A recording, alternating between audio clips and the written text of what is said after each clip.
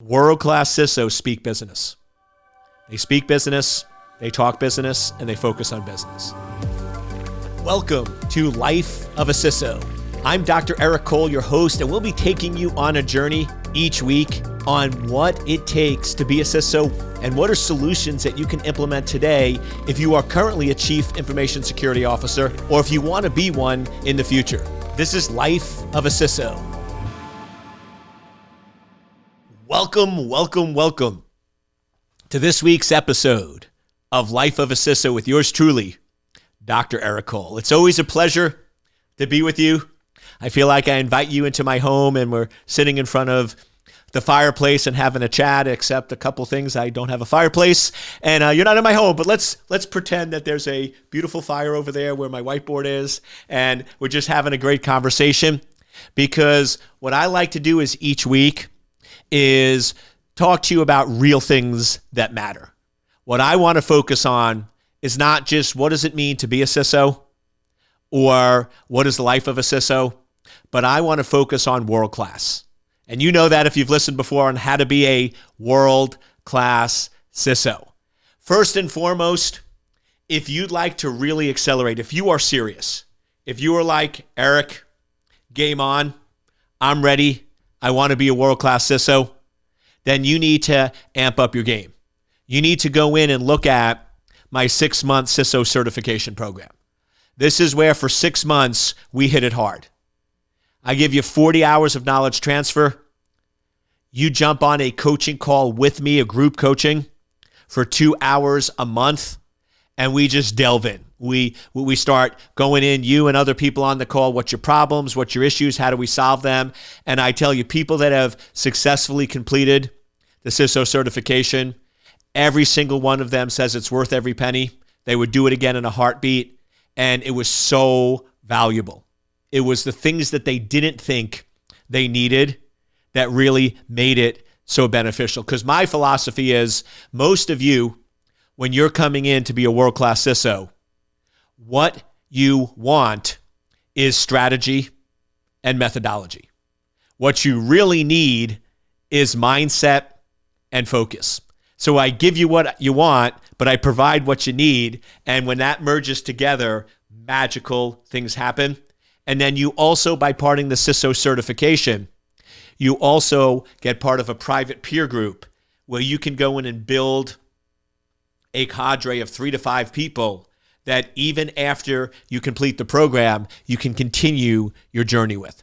Because to me, those are the 3 things for success. You need knowledge, you need coaching, and you need peers.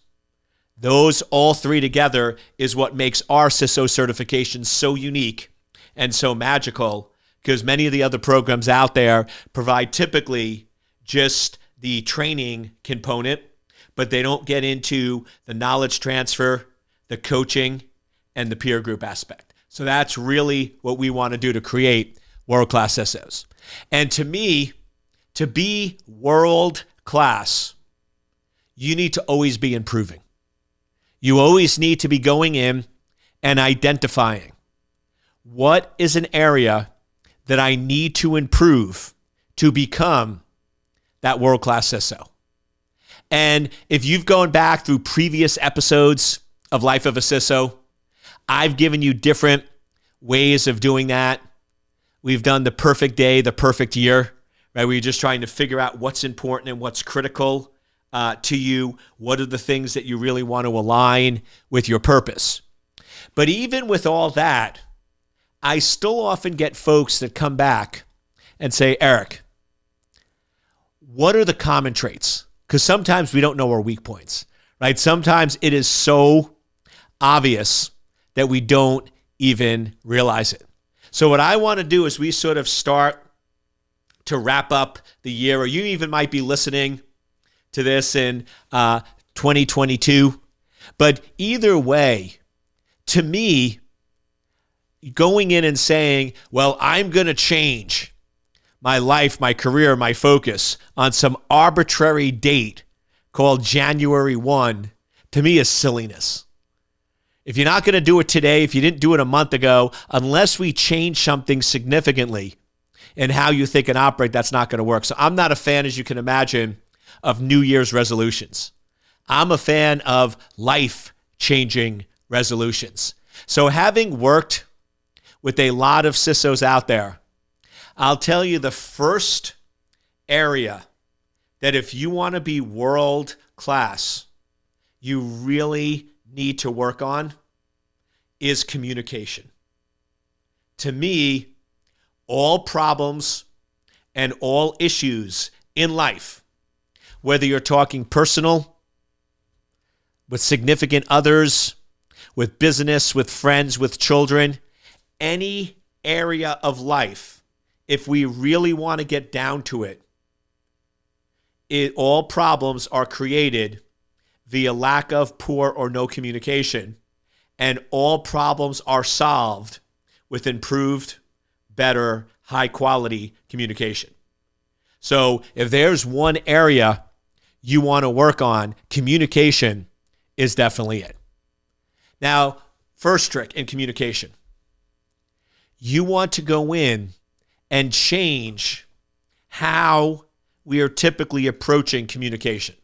Most of us, when we're meeting somebody or in the boardroom or focused with a coworker, and I'll tailor most of this to being a world-class CISO, but the cool thing is being a world-class CISO requires very similar traits to being a world-class spouse, a world-class parent, a world-class friend. All right, so I often get a lot of folks, and it was funny because I do outbriefs with everyone that does my CISO certification. And one of them, I'm outbriefing the person, and he actually goes, Eric, this might be like a weird request, but my significant other wants to jump in and talk to you. And I'm like, okay, I hope I didn't do anything wrong. And his significant other jumps on the call and basically thanked me because they said not only did he get the job of his dreams over the 6 months that we worked together, but he's showing up differently in the house and with his kids and with others. And I've noticed that significant change. And that's what I love, because the fundamental rule of life is really simple. How you do one thing is how you do everything, right? So how you show up at work is the same way you show up at home in other areas. Now, you can't use this against me if you're going to come work at my company, but one of my hiring tricks, and it's magical, and it works great, is before I hire anybody, I want to meet them in person. And one of the things I'll do is I'll meet them at a restaurant, either for lunch or dinner. And then when we're done, I'll walk out with them. And I'll be like, oh, since we're still talking, I'll just walk you to your car and just sort of make sure you get there and stuff. And the sole purpose is for 5 seconds. And that 5 seconds is for me to look in the backseat of their car. I can look in the backseat of your car and very quickly know everything I need to know about you.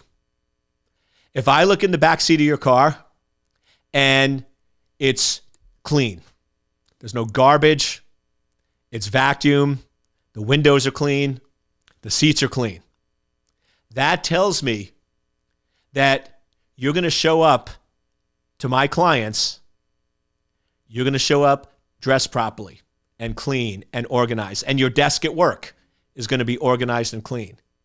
Because how you do one thing is how you do everything. If I look in the backseat of your car and it's messy and there's garbage everywhere and there's old McDonald's that looks like they were there from 3 months, who knows, and it's garbage and this and that, I know that you're a messy person.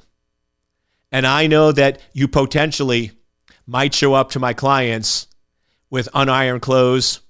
Your desk is probably going to be a little messy. You're going to be unorganized. Just want to take a quick break. I hope you're enjoying the show.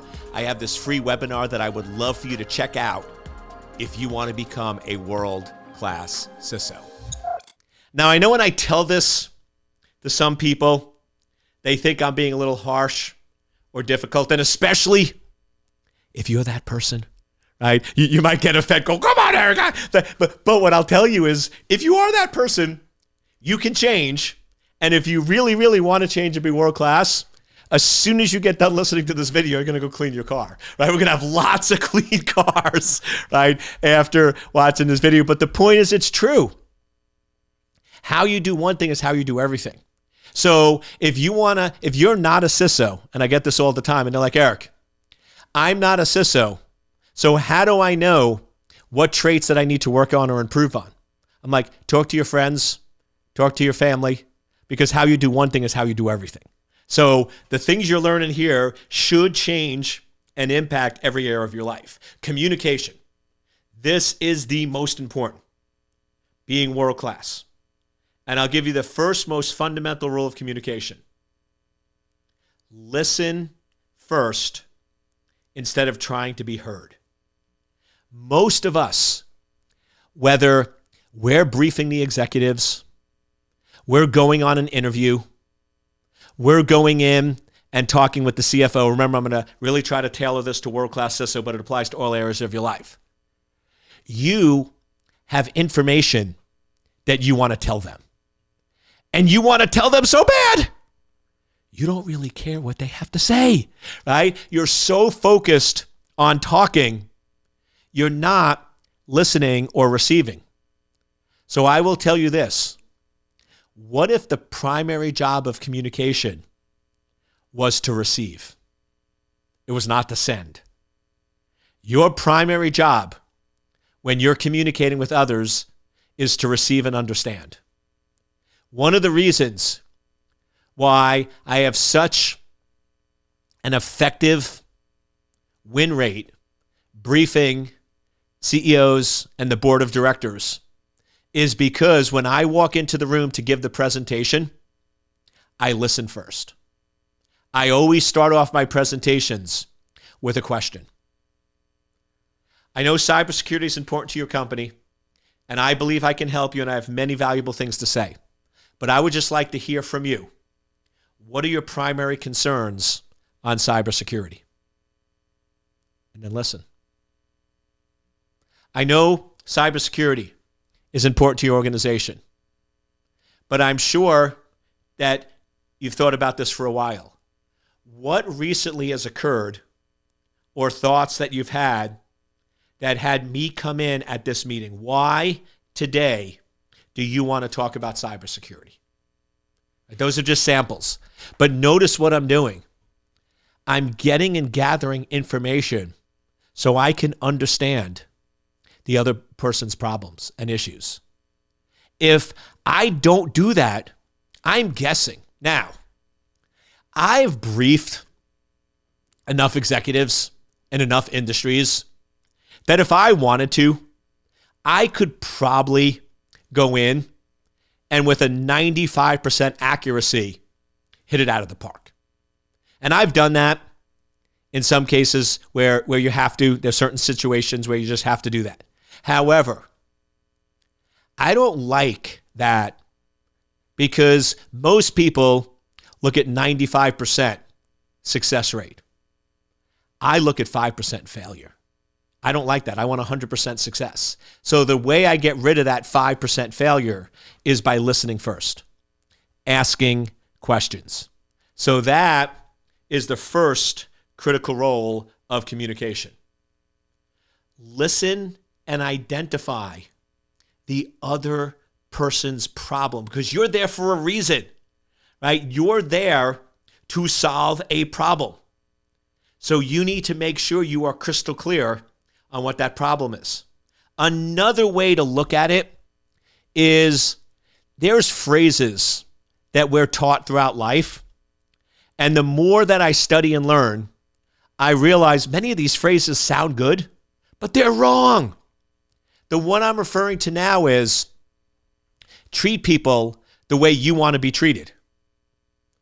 If you really dissect that down, that's one of the most galactically stupidest things I ever heard. Because everyone is different. You're not me, so why do you want to be treated like me? Just because I like strawberry ice cream doesn't mean you like strawberry ice cream. right? So that would be, if we really live by treat people the way you want to be treated, is I would only buy the food that I like for my family. I would only do the things that I like, and everyone's supposed to like what I like. That's not going to work, right? It's crazy. The better phrase is treat people the way they want to be treated. So when I go in, before I brief executives, if I can, I always show up 30 to 45 minutes early. And typically when you get there, because when you're briefing the executive of the board of directors, you're usually going to get one of the executive assistants, very senior person that works typically for the CEO or the board, is going to come and get you because they don't want you to wait. They want to treat you very nicely. And I'll be like, listen, I wasn't sure about traffic. I always want to plan for the unexpected, and this is so important. I'd rather be an hour early than 5 minutes late. Now, that's absolutely true. But my hidden reason is I'm going to go up there, and typically they'll have me sit in their office or outside their office, and I'll just be conversational.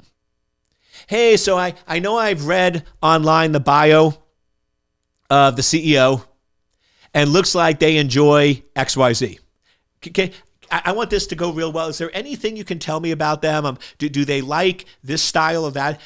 And you just sort of start asking questions. Now, in the beginning, depending on how you come across, they might be a little hesitant, but after a couple of minutes, they're going to be chatting with you, and you're getting information. I'm understanding how the other person likes to learn. I'm understanding how the other person likes to receive information. So that is the first thing with communication. Next, speak the same language. If you only speak German and I only speak English, unless one of us learns a different language or we get a translator, it's going to be a very painful conversation because we are not going to understand each other. We are not going to be speaking the same language.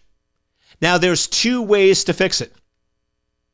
One is you could assume that the other person needs to learn your language.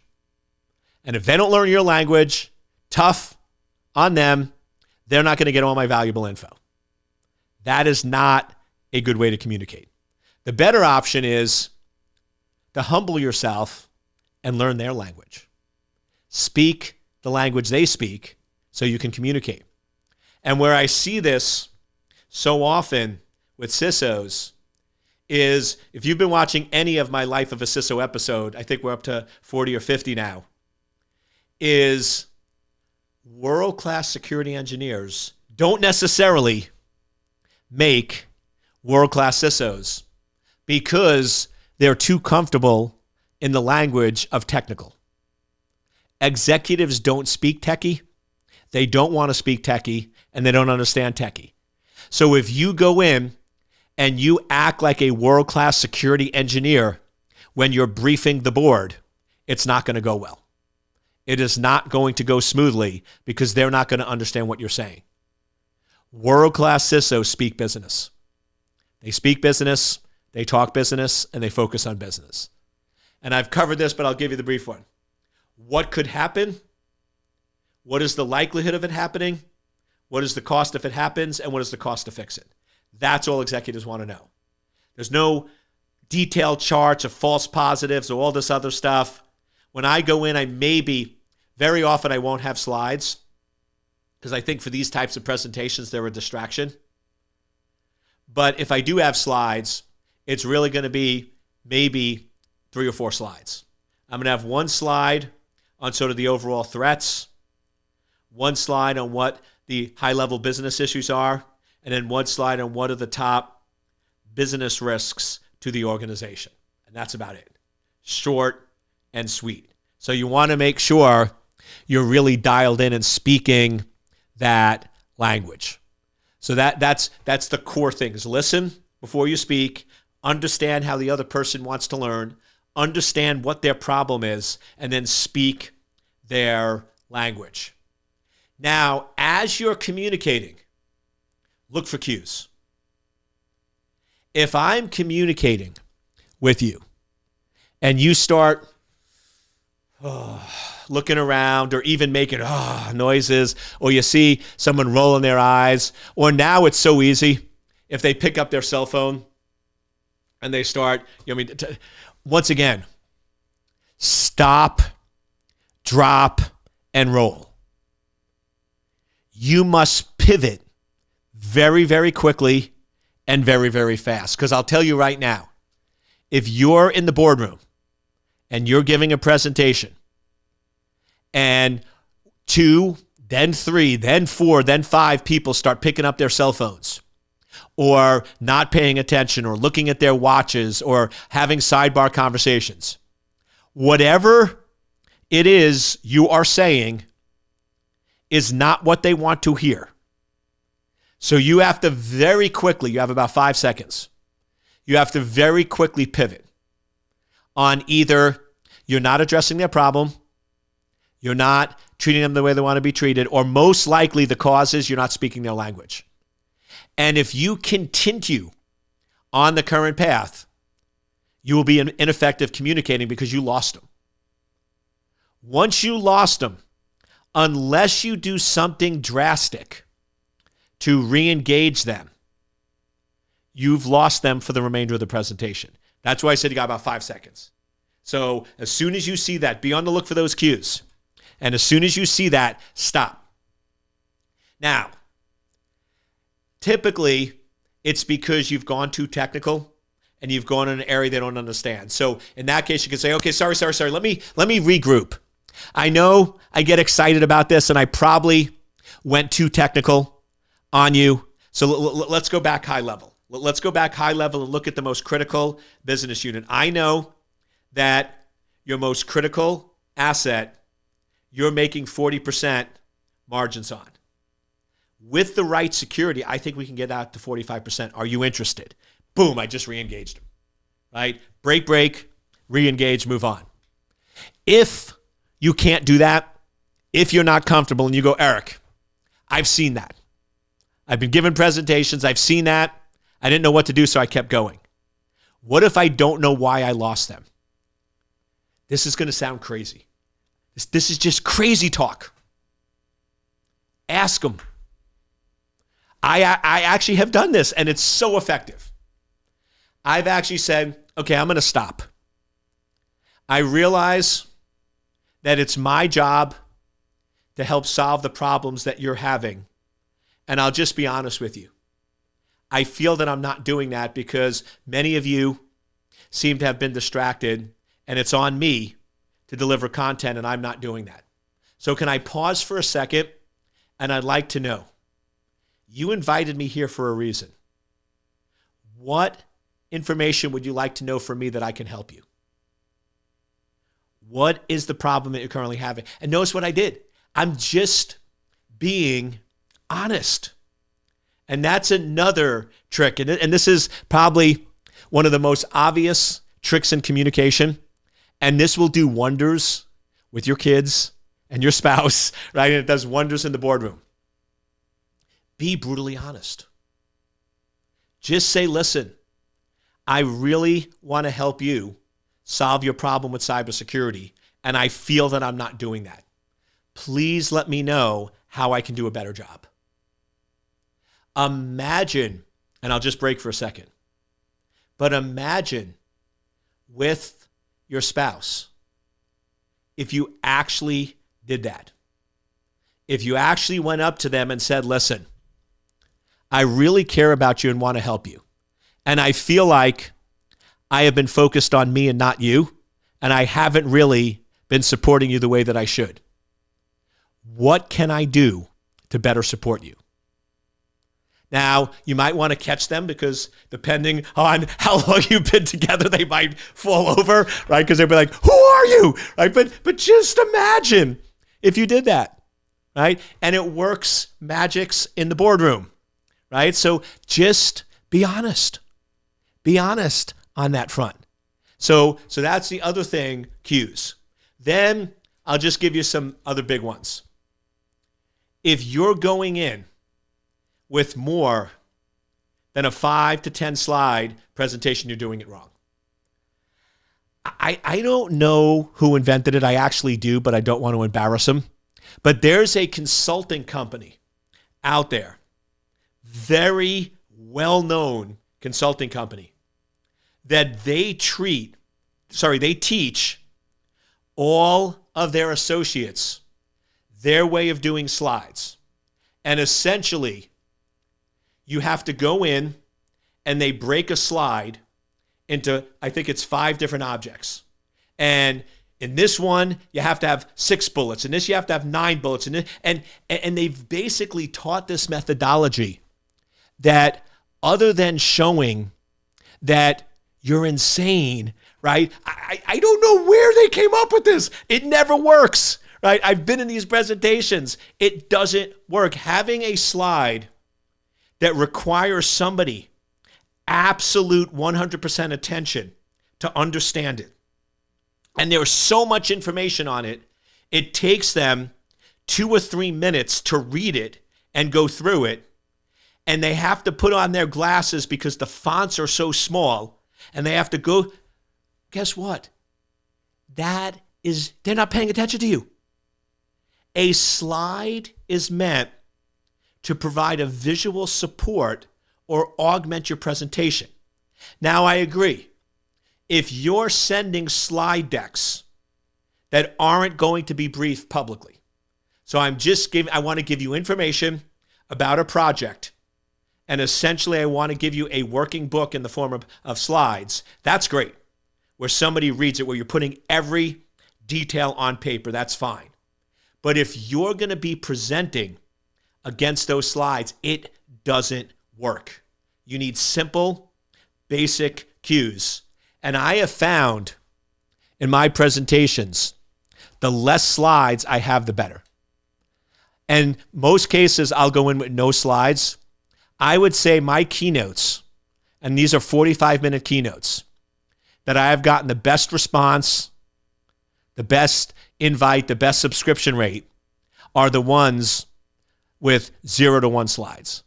So this concept that you need a ton of slides is wrong.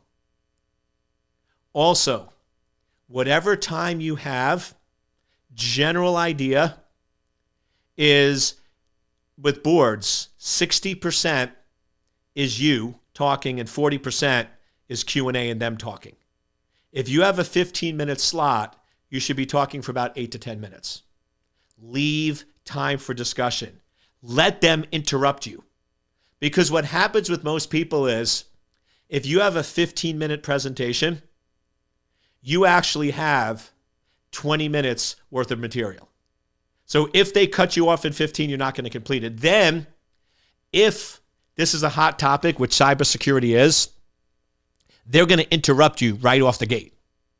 And then if they interrupt you and you only get through part of your presentation and you get cut off, because I'll tell you, in boardrooms and when you're speaking to executives, if you have 15 minutes, at 15 minutes, they stop and you're done.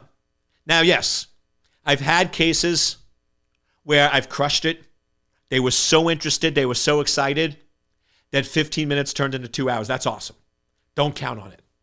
Don't bet the bank. Don't bet your career. Don't bet your company's security on it. So if you're going in and you're going to communicate, a few slides, the less the better, high level, don't make them super detailed, and plan on 8 to 10 minutes for 15. And let them guide and run that presentation. So as we're finishing up this year, if you want to be world-class, hone in on your communication. If you can be a master of communication, that is one of the most valuable assets on the planet. You can do anything, you can be anything, you can be highly successful. Because I'll tell you this, at the end of the day, if you can't communicate, it doesn't matter how smart or brilliant you are, nobody will ever know. You will be the best kept secret. And then, as I said, always remember, how you do one thing is how you do everything. Because I always get people going, but Eric, how can I practice presenting to a board if I'm not a Ciso and I don't have the opportunity? If you improve communication, if you follow what I said in this episode with friends, family, and you focus on listening and looking for interruption breaks and really solving their problem, and you can hone that skill, it will automatically spill over into a CISO, the boardroom, and everywhere else. So as you do one thing is how you do everything. And I urge you, make it a priority to focus in, hone, and be the best when it comes to communication. And if you are a world-class communicator, you will also be a world-class CISO.